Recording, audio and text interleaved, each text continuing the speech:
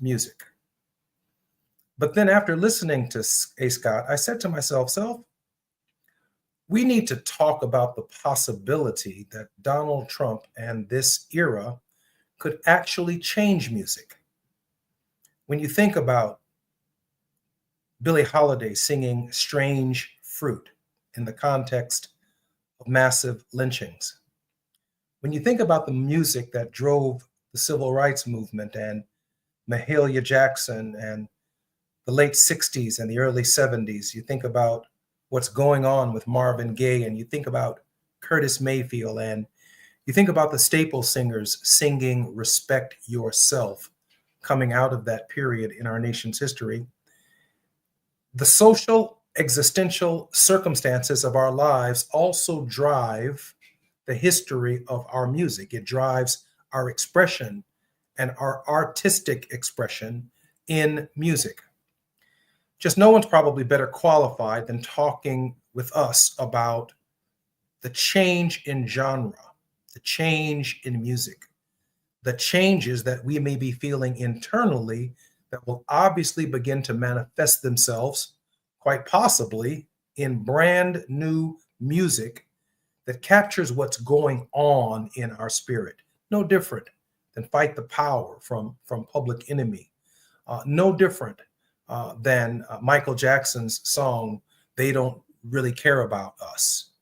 No different than his Earth song, or no different than Free, when Prince wrote and sang that song. Hey, Scott Galloway, welcome to the Jesse Jackson Jr. Show.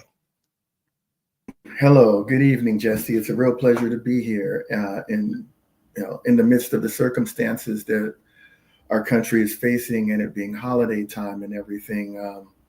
It's just going to be very nice to have a discussion about that art form and that spiritual space that kind of gives us some reprieve, but also some fortification for what's coming, what's ahead. Hey, Scott, if you could share with us some of the history that I was going to try before our technical difficulties, that you can probably summarize far better than I ever could. Some of what that history, those movements, if you will, in music that manifested themselves from the inception, to the extent that we can go back that far, to the present. And in light of what you're saying about the uncertainty of the future, what impact could it have on those movements in sound, in music, and artistry?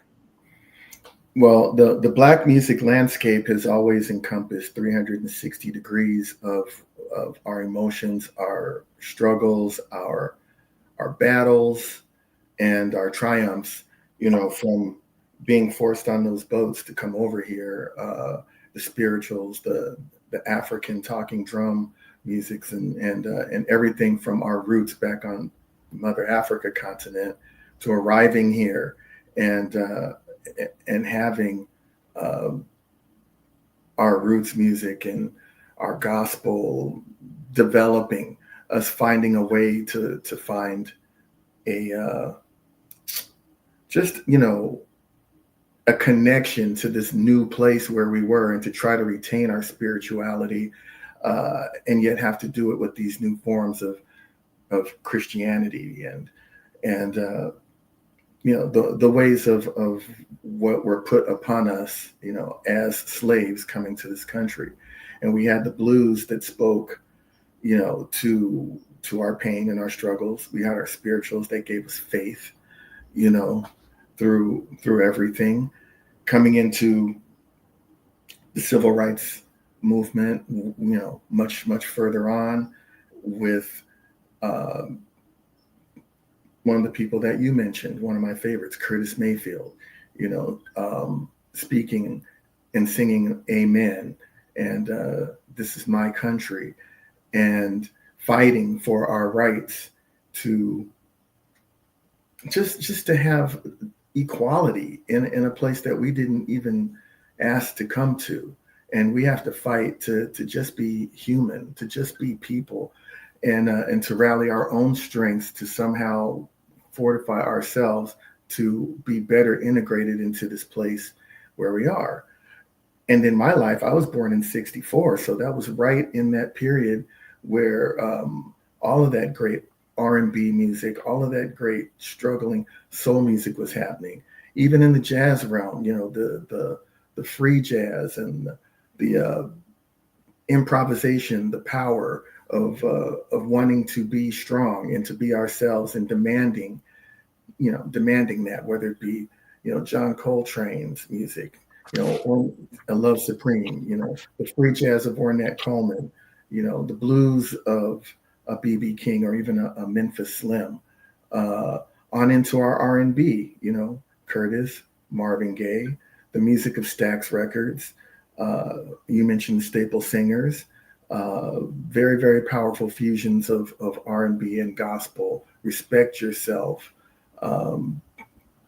all of that, all the things that we've always had to do to try to remain and contain our humanity, our strength, our dignity, and as well as the colorfulness of who we are, our spirit, our joy in the face of pain, and all of that. So it's ongoing, and I'm kind of in a shell shock mode here because I was born in '64, but now in 2024, I've just turned 60, and looking at what is most definitely going to be another. We're on the brink of some kind of another movement of where we're going to have to fight again, and a lot of our past leaders are gone, and we wonder about what the young generation now is really going to be able to understand and implement as far as a fight to keep, what we've already attained, a fight to be able to move forward. And I don't know. It's just interesting. And looking I think you're touching on something because, in terms of my spirit, identifying with exactly what you're saying, it's like my playlist. Yes. Doesn't match how I feel. Mm. My playlist is heading. I'm still with the 80s rap. I'm still with the 90s rap. I'm still with the early 2000s, and I'm still with Pac. I'm still with Biggie. A lot more of their lyrics from Death Row. A lot more of that is street, so it's a lot more contemporary and revivable. But I feel like my playlist, my contemporary pop playlist, is not matching how I feel about what's coming. And to see it changing in front of me is catastrophic to my spirit, because something new is obviously going to be a new manifestation. When we think about, since we're roughly the same age, the music from, Songs in the Key of Life and Master Blaster with Stevie Wonder, and how the Happy Birthday song became so popular that it became a movement. And then John Conyers' legislation from 1968 to the moment that Reagan signs the holiday, Stevie Wonder drives that with a new version of Happy Birthday, right? Yeah, and you wonder how many people even understand that history, because it was really a very serious implementation, for Stevie to write that song, in order to get Martin Luther King's birthday to become a national holiday. Now you just kind of hear it as being applied to any and everybody's birthday, and they just taking the chorus. They're not dealing with the verses. They're not dealing with where that song came from, So that's my concerns. But all of our music has always touched on everything. Like I said, 360 degrees, for every Public Enemy and NWA records on two different levels that were reporting straight street knowledge and giving up the up to the minute report of how we were dealing with the struggles of our life.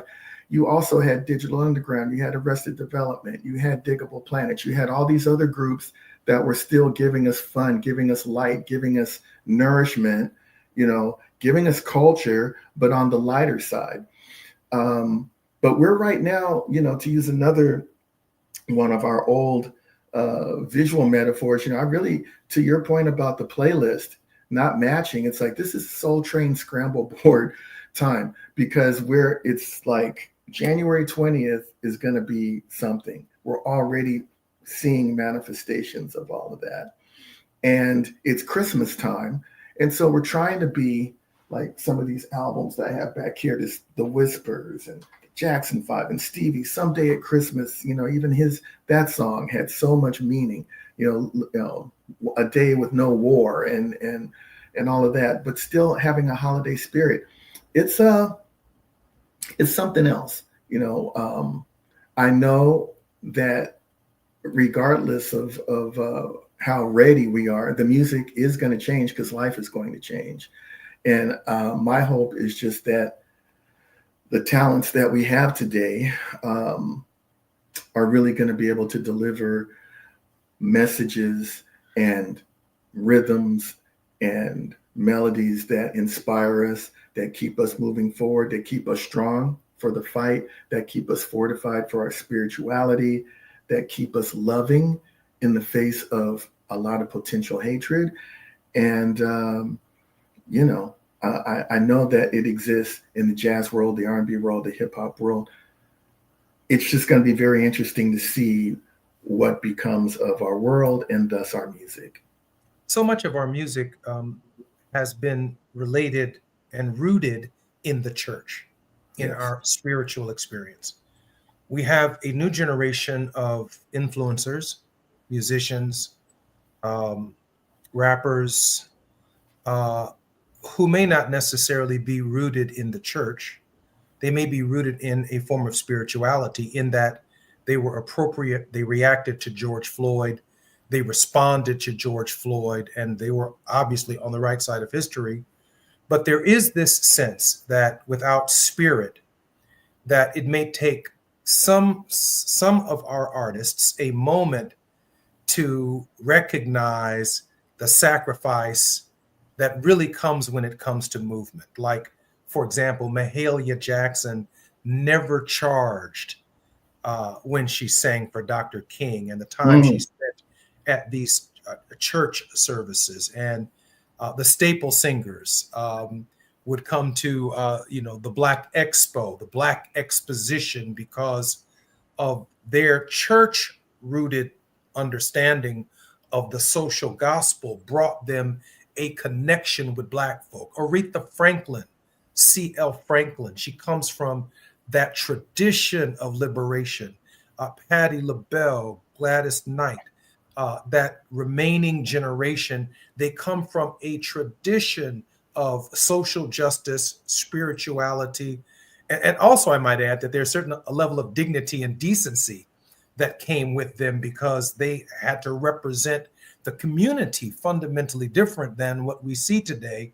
It's almost as if the curtain is coming down on our own individual desires, while the need to hear a spiritual message from people who are rooted in the ideas of respect and struggle and engagement, and even a new patriotism that is a patriotism of resistance, is a factor in what may be part of a coming genre that we can't see yet.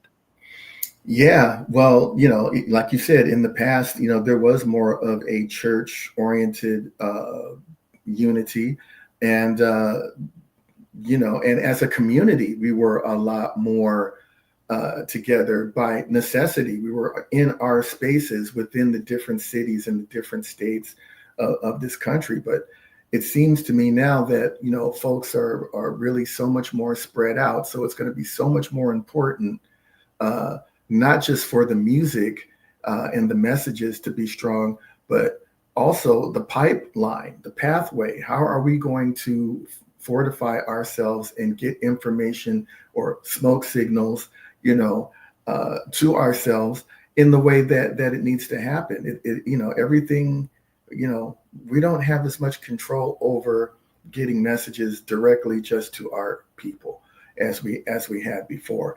And to your point about, the Black Lives Matter time period within another depressing thing, which was the pandemic, it really feels like maybe in the past where there was a bit more of a Martin Luther King uh, kind of a consciousness.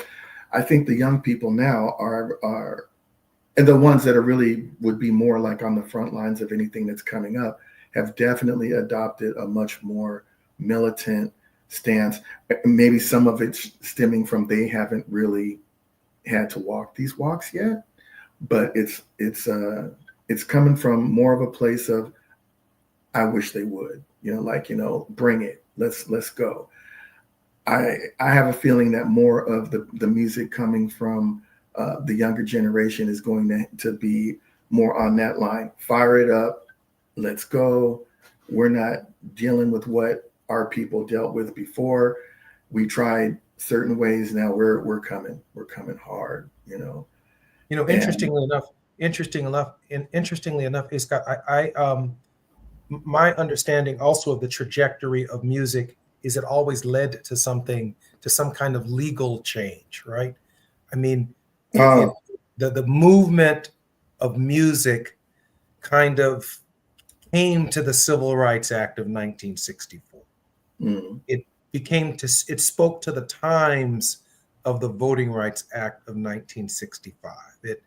It spoke to the spirit, if you will, of 1956 when Rosa Parks sat down, but it also spoke to the death of Emmett Till and then to the public accommodations legislation and even the emancipation and freedom of women in Roe v. Wade. It kind of Roe v. Wade was the culmination of the spirit energy of women demanding respect for their own bodies.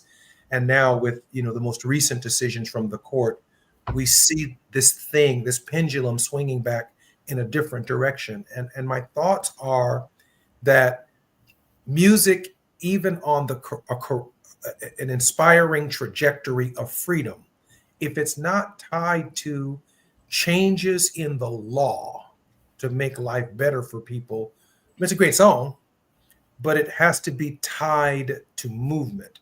Your thoughts about movement and music? well, looking again at, I think what we're looking at now is an administration and a so-called leader that wants to abolish all of the things that were fought for the last 60, 70 years. Everything with the civil rights movement for Black people, movements for the Native Americans, movements for any immigrants. So I am not convinced that I am convinced that because we're talking now about a time period where legislation is being burned and discarded, that I'm not absolutely positive that that's going to be the same barometer for what's going to inspire the music that's coming up. When we're looking at a couple of generations of people that have looked back and said, well, didn't we fight these fights already? Didn't we do all this? Weren't we supposed to be going forward and upward and onward? And all this new administration wants to do is pull us back.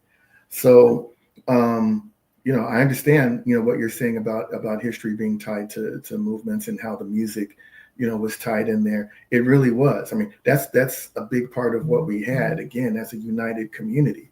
But What I I was think we've experienced so much now. I mean, Black people have shown their excellence in all sorts of arenas. I mean, before we didn't have the chance to. Now we have had that chance. We have shown people the excellence of Blackness for decade after decade.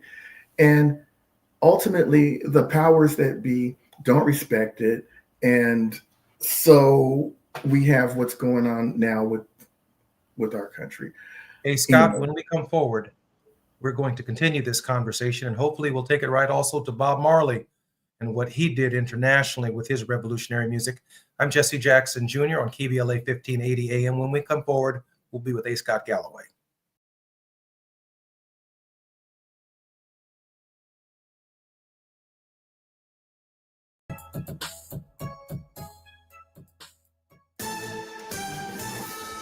I'm Amber Payton with 4 things you should know from BIN News. Fani Willis has been removed from the Georgia election case against President-elect Trump. Trump has consistently predicted this would happen. See, when a system works, it's a beautiful thing, but she's been exposed. I can't imagine they can continue on with that case. A state appellate court removed the Black Fulton County DA from Trump's 2020 election interference case on Thursday. Luigi Mangione appeared in federal court in New York, charged with the December 4th murder of United Healthcare CEO Brian Thompson. His attorneys have not requested bail at this time. Black North Carolina Lieutenant Governor has agreed to a $35,000 fine for campaign finance violations from 2019. The Friends of Mark Robinson Committee paid the fine on December 10th following a state audit. And Black Maryland Governor Wes Moore has issued an order to modernize procurement processes, enhance contract management, and increase opportunities for small and disadvantaged businesses. Get BIN News on demand 24/7 at BINnews.com. Seal Beach, a crash on the 405 northbound coming up on Seal Beach Boulevard has been cleared out of lanes, but delays stopping up away from Westminster Boulevard, overall slowing away from Irvine Center Drive out of Irvine. Also in Carson, this crash on the 405 southbound before Carson Street, out of lanes, delays pushing back from about the 105. And it's really tough in Tustin on the 5 northbound. The Newport Avenue on-ramp is the scene of a crash, and that drive is going to load up, getting away from the 133 freeway out of Irvine. Let's take a look at Ontario. 15 northbound slows from the 60 all the way to Foothill Boulevard, and the westbound side of the 210 delays out of Doherty from Buena Vista all the way to Fair Oaks and Pasadena. Lowe's knows how to save you time and money. Order what you need by 2 p.m. to get it delivered same day. Valid on eligible in-stock orders and select zip codes for same-day delivery. Subject to driver availability. Fees vary based on purchase. More terms apply. See Lowe's.com/same-day delivery for details. This is the KBLA Sports Minute with Ray Richardson. The TV ratings are in for last Saturday's Celebration Bowl in Atlanta. The Black College Football National Championship game featuring Jackson State and South Carolina State drew 2.1 million viewers on ABC's live telecast. The ratings are a 37% increase over the 2023 Celebration Bowl, which featured Howard University and Florida A&M. The TV ratings from Saturday's game, won by Jackson State, reflect the growing interest in HBCU football around the country. When HBCU Norfolk State introduces Michael Vick as their new head football coach, they will be bringing some history to the Virginia campus. Vick, a former NFL star quarterback, was the first black quarterback to be chosen number 1 in the NFL draft. Vick was the overall number 1 pick in the 2001 draft by the Atlanta Falcons. No debates, no speculation, just the info you need. That's your KBLA Sports Minute. I'm Ray Richardson. More news, opinions, and conversation when we come forward on KBLA Talk 1580. Follow the leader. KBLA Talk 1580. Follow the leader. If you're not following KBLA Talk 1580 on all of our socials, then you're missing out. Download our app and find us on Facebook, Twitter, Instagram, YouTube, and on the web at KBLA 1580. That's right. Again, you can find all of our socials at KBLA 1580. We've got a lot to talk about. By the way, if you miss any of our weekday shows in real time, you can always catch up by checking out the podcast of your favorite shows at your leisure. At KBLA Talk 1580, we've got your black. Got your black. Follow the leader. Follow the leaader. Follow the leader. Follow the leader. Follow the leader. Have you heard of the 50-30-20 rule? This can help you spend and save your money wisely. So how does it work? Distribute your dollars into 3 buckets. 50% towards needs, 30% towards your wants, and 20% goes to savings. Use this tool to help your journey to financial success. Sponsored by JP Morgan Chase & Company. KBLA Talk 1580. We've got a lot to talk about. KBLA Talk 1580, connecting you with services and solutions. If you need help getting your resume in order, finding job training, or landing a job, we've got 3 great options for you. First, the City of Los Angeles has WorkSource centers across the area offering free job support. The California Workforce Development Board can help you with everything from GED prep to vocational training at no cost to you. On the federal level, the Department of Labor's American Job Centers offer a full range of services for job seekers and businesses alike. Visit careeronestop.org, or for more info, just call California's Help Center or visit cwdb.ca.gov or call 916-657-1440. For the City of Los Angeles programs, go to ewdd.lacity.gov or call 213-744-7300. All these services are free to help you get your next job. This is a community call to action from KBLA Talk 1580.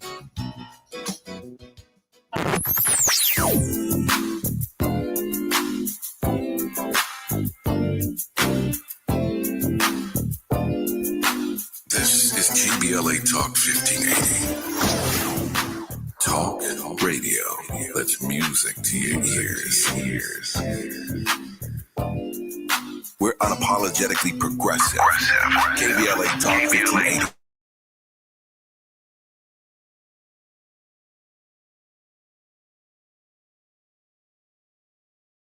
Welcome back to KBLA Talk 1580 on the Jesse Jackson Show. I am here with A. Scott Galloway. A. Scott is a music writer, producer, thinker, liner, but most importantly, historian on the spirit energy of our people that has been captured through song.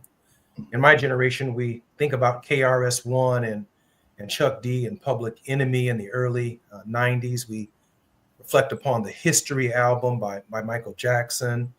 They Don't Really Care About Us, Earth Song.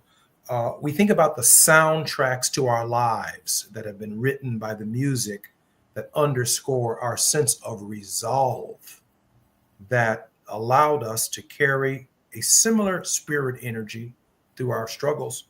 Nina Simone was a very good friend of my mother's. She was part of that understanding of why they were the activists that they became.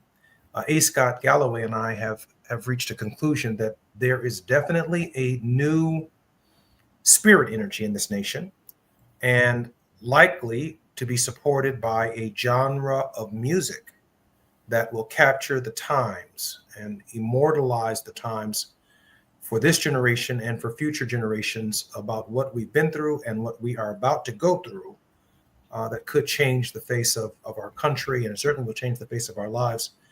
Before the break, A. Scott, we were talking about, for example, the life of Bob Marley, right? And his music, not only in the Caribbean, but its reach here in the United States and its reach in Africa and South Africa, and how that liberation music as well propelled Africans to fight against oppression and to fight for justice as well.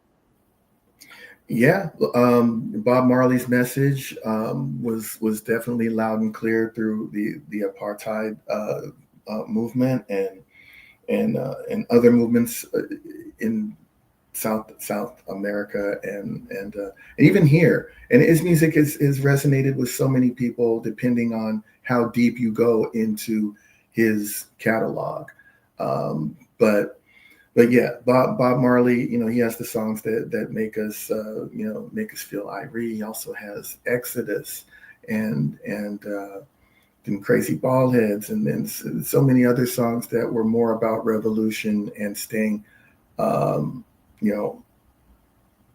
top of your oppressors. Yeah, Bob was amazing. He also died early, and he was such an icon, and then a martyr, and you just wish that he had been here longer. But he left us with some incredible music, and I think in this particular time coming up, it's going to be a lot less about Three Little Birds and One Love. It's gonna I think it's time for people to dig into some of his heavier, more revolutionary works. And some Teddy Pendergrass, some Wake Up Everybody. Harold Melvin No Blue More Sleeping in Bed. Gamble and Huff wrote that. Absolutely. And, yeah. Absolutely. Now, see, that's the kind of music that I miss today. Those kinds of messages, those kind of unifying messages that we had earlier. KBLA had some kind of commercial on that was using Ohio Players' Fire. And I'm like, okay, yeah, we had Fire. We had Jackson 5 Get It Together. We had, Sylvia Pillow Talk. We had all these different kinds of things. But at the same time, we had the OJs talking about unity. We had the Temptations talking about Ball of Confusion, which is the shirt I'm wearing right now. which is where we have arrived at again. Again, I'm not trying to just down the young generation. There's been some wonderful anthemic music that's come out of the younger generation, particularly from like Kendrick Lamar and such. But what we see in the culture, so much more of the just not a lot of things that are connected directly to the struggles or just to the socio-political times of our people or of the country itself or even the world. And we used to have songs that fortified us for that, and we're going to need a lot more of that kind of thing. And I think we're going to need a lot of really mature perspectives that in the music to talk about unity, to talk about history, to talk about fortitude in the face of really, really serious oppression that is trying to come back. And what I was starting to allude to before the break was that, we were fighting for things that we never had before in this country in the 50s, 60s, into the 70s. But we've tasted all of that now. I mean, like I said, to the same point that I said that the world has seen, so much Black excellence, Black people have also experienced, wealth, fame, comfort, security, celebrity. Our influence has even influenced a whole lot of other people besides us. They want to be like us. They want to party like us. They want to style and profile like us. And so to ask or to demand that people that have tasted the fruits of goodness and the sweet life to go back to something that they never lived, that they despise just from the history that they've learned about in school, in movies, in whatever. We're really talking about a time, I believe, that's going to be very revolutionary. I mean, it's just really, you can't go back. Once you've tasted something and enjoyed it and we're still able to strive for it on a certain level. If you're talking to people and trying to tell them that that's about to disappear and don't even dream about that anymore, that's where the music is going to be going. Those are the thought processes of where people are going to be like, oh, hell no, if I can say that. It's not, we're in for some I think we're going to go back to some of the intensity of hip hop from the early 90s and on. But hopefully it will be tempered with some of that Gabble and Huff, some of that Harold Melvin and the Blue Notes, Staple Singers, which was Stax Records, message music to keep people somewhat reasonable and have a certain kind of perspective, because even that music was coming out of a time when we were getting our shot at having a somewhat fair stake in this country.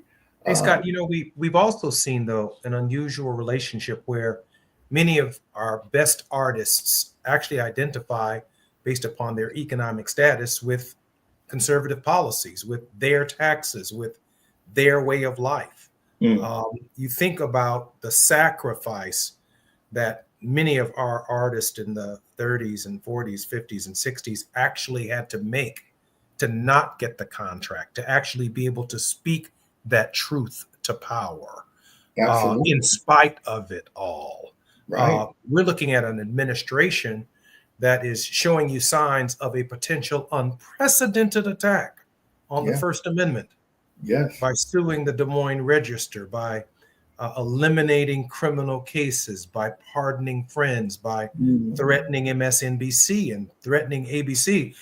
I don't know where the music industry actually thinks its protection comes from, but it comes from the First Amendment. That's right. So if this guy turns his attention to the record labels, if he turns his attention to the distributors, if he says, I don't like where this is going, and lyrics, etc., because part of that MAGA movement is the same movement that some Democrats, Mrs. Al Gore, brought to us with her critique of our lyrics, our First Amendment rights.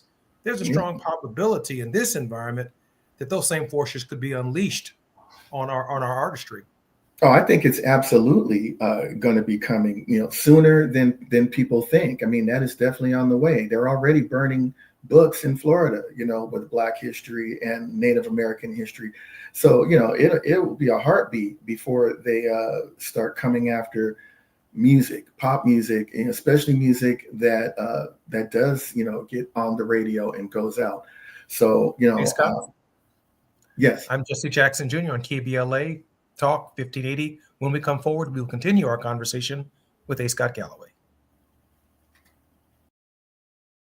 Up to speed on the news of the day. You're listening to Jesse Jackson Jr. only on KBLA Talk 1580.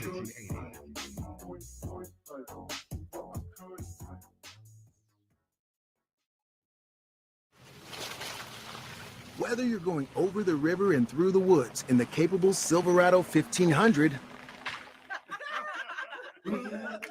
getting the choir to church on time in the 3-row Traverse. Thank you. Or driving cross town to deliver your famous Cajun spiced holiday turkey in the Equinox EV, America's most affordable EV with a 315 plus mile range. Add confidence to every holiday adventure and get it done with a rugged and capable Chevy truck or SUV. Now during Red Tag, get 0% APR financing for 36 months on select Chevy models when you finance with GM Financial. Chevrolet, together, let's drive. Offer available on all 2025 Equinox and 2024 Equinox EV, Blazer EV, and Silverado EV models. Monthly payment is $27.78 for every $1,000 you finance. Example down payment is 26.8%. Must finance with GM Financial. Some customers may not qualify. Not available with lease and some other offers. Take new retail delivery by 1/2/25. Thank you. Our daughter Jessie loves playing detective. A clue.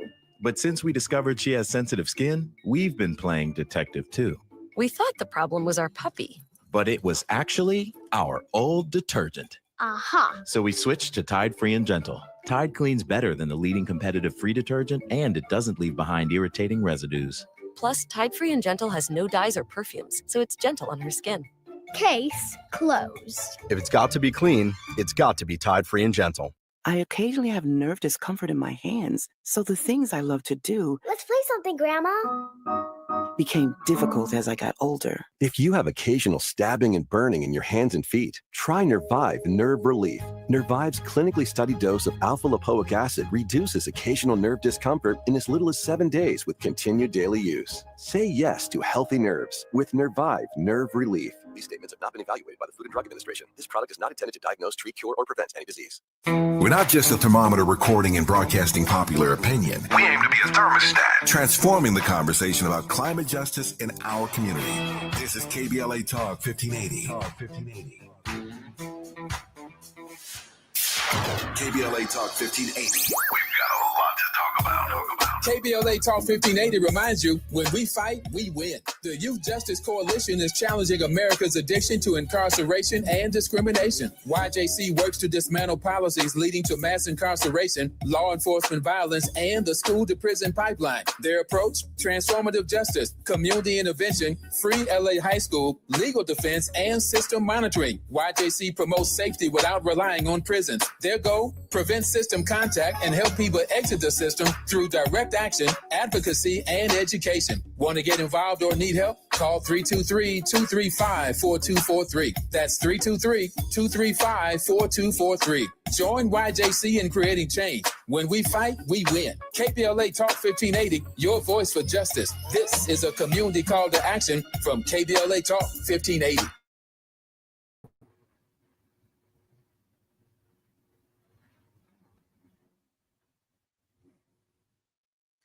I'm Jesse Jackson Jr. Welcome back to the Jesse Jackson Jr. Show on KBLA Talk 1580. My special guest is A. Scott Galloway. We have been discussing music and our ability to communicate through these times, which is a long history from our sojourn here in America to the present, where the music itself captured the spirit of our times and the spirit of our struggle. Hey, Scott, before the break, you were sharing some thoughts about the next genre about what's coming and what we can probably begin to feel, because it will be a feeling and an expression that will manifest itself. I don't know what it's called. It may be some kind of reggaeic expression plus hip hop plus some truth telling. But what we also know is these new guys are capable of suing record companies and getting people off of labels and boycotting them and blacklisting them and getting them out of the truth talking business. Any concerns from your perspective in that regard? We've never seen anything quite like this. Yes, absolutely. Well, I think that, we're going to be going back to a time period when it's going to be independent once again. The most, rallying cry messages, during the hip hop era and even during the soul era when it wasn't so much about major record labels, it's going to be about independence, and it's also going to be about that pipeline. Most of the music that you hear in the world popular today isn't message oriented, and I'm sure that was done on purpose. We don't, the records that are popular are controlled by money people, corporations. This gets on the radio, this doesn't. Popping bottles is cool. Having any kind of revolutionary thoughts about what's going on in your country is not cool. So the songs are going to be there. I have no idea, what the genre will sound like. Or what it will be called or what it'll be. I think it's going, but the world is so much bigger now, and people have sampled and gotten so many different inspirations from so many different types of music and cultures that I think it's just going to be, I'll just call it fire music. I think it's going to be some really earthen fire music. It's not going to be on the radio. It's going to be coming through another pipeline that is yet to be determined.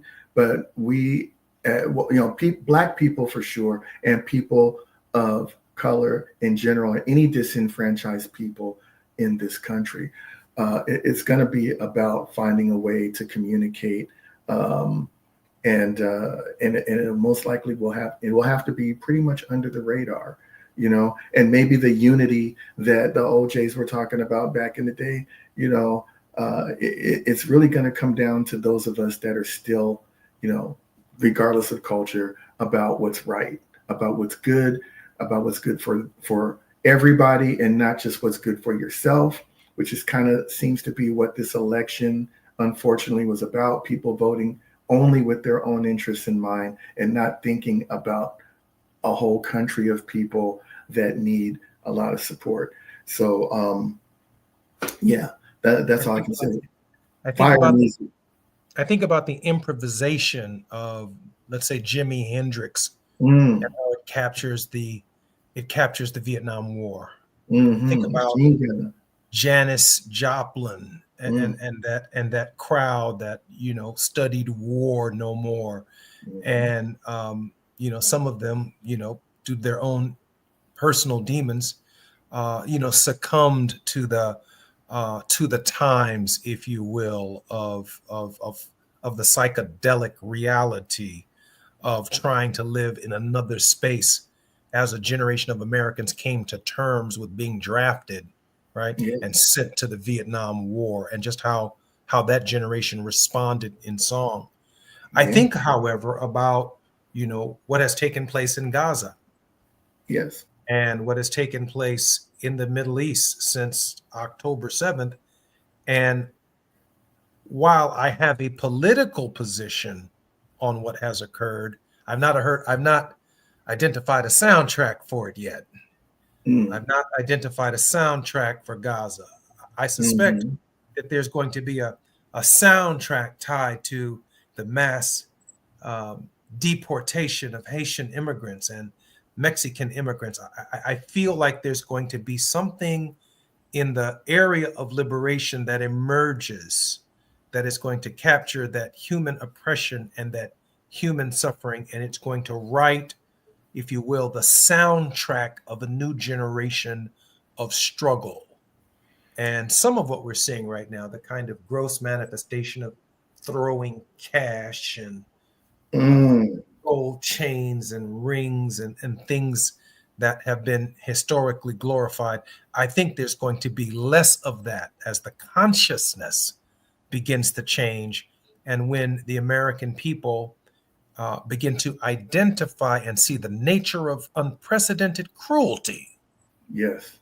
That their goodness is going to respond to their cruelty with, I'm hoping and praying for a different kind of resistance. Music has led the way for that historically.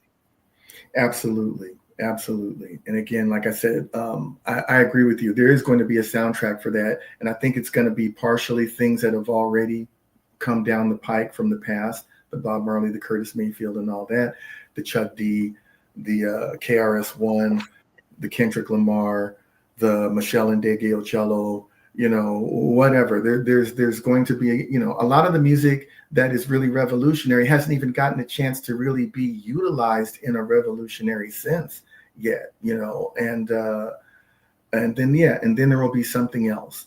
And again, with these struggles now, and it's a smaller world, and we're seeing a lot more transparency of the hypocrisy, the greed, and the power struggles of what's going on a global level. I think back in the day, we were a little bit more myopic and also shrouded from what the truth is. Now evil is completely transparent. And I would think that a lot of people would in all the arts want to, battle that, go against that, rally against that. But what that's going to look like, might be one of the only exciting, compelling things to come out of what's about to be potentially a very, very dark and battle-filled time. The art will be the thing that not only defines and helps to illuminate what's going on today, it's also going to be probably one of the few things that is going to be exciting to look at. It's also, yeah, go ahead. There was somebody who was it that said, I guess it was Maya Angelou, and that this is the time to create. This is the time when artists rise up. This is the time for creatives to create and do your thing, because you have to fuel the people, you have to fortify yourself, and you also have to help define the truth of what this time is, because the people in power will probably try to bury it. But we need to whatever this music, whatever this art, collective art movement is going to be in our country and elsewhere, anywhere else that there's this kind of tyranny, it's just really got to reflect the truth of what's going on now for any slice of it to last into the future, so people can really know what this time felt like, looked like, tasted like. And interestingly enough, some of the moguls who are now in trouble, without having to mention any of their names, they've enjoyed a level of freedom in the industry to set the tone, to set the times, to change the discourse. And it seems like the timing of the attack on the moguls, their personal demons notwithstanding, if they've committed crimes, they have to be dealt with. But they were in a unique position, and the timing of the cases against them, excuse me, I can't separate them from removing the voices that launch free and independent voices to speak that truth to power. Your thoughts? I didn't quite completely understand the question. Say that again. My question about the role of the influence of big players, of big players in the industry. When we come forward, we're going to continue our conversation with A. Scott Galloway. We're going to be discussing the moguls, their influence, and what the consequences are of having not major voices in the industry who can propel new voices for freedom. I'm Jesse Jackson Jr. on KBLA Talk 1580.